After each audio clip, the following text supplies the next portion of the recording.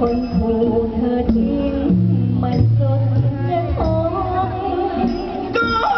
คนรักกันทั้งคนนอกใจใครจะไม่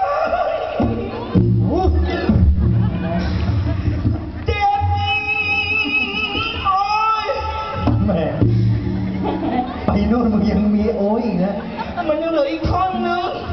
พี่ทำไมรีบถีบทำไมอ่ะให้ถีบตอนไหน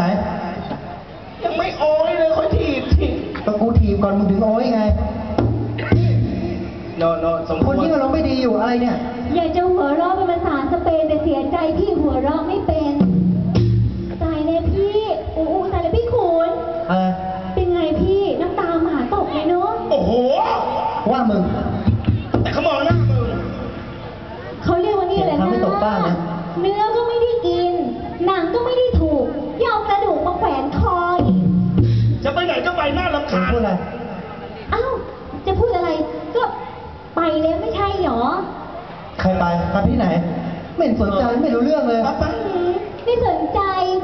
จนต้องน้ำตาตกแบบนี้เหรอฮะพี่ขุนน้ำตาที่ไหนก็เนี่ยฉันเห็นอยู่เนี่ยฝุ่นเข้าตาผ้าโว้ยฝุ่นเข้าเองไม่รู้เรื่องหรอกเองไม่ใช่คนรุ่นใหม่ข้าเองไม่รู้เรื่องหรอกไปควรจะไปไหนก็ไปแน่แต่ก่อนจะไปที่มาเนี่ยเองพาแม่ด้วยเหรอบ้าชวนมาพี่สาวใครนะโอ้ย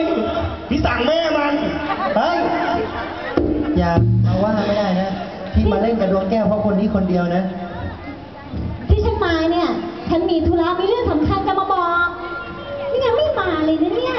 เรื่องอะไรเองจะเปียแชร์ไงมันแชร์มันตายไปแล้วแล้วไงที่ฉันบอกว่าธุระสำคัญก็คือตอนนี้ยายคอยพอรู้ข่าวว่าพี่พาหนีตามผู้ชายไปแกก็เลยตอมใจตอนเนี้ยป่วยอยู่จะตายแหล่ไม่ตายแหล่อยู่แล้วถ้าไปดูให้ยายหน่อยได้ไหมเป็นความจริงเหรอ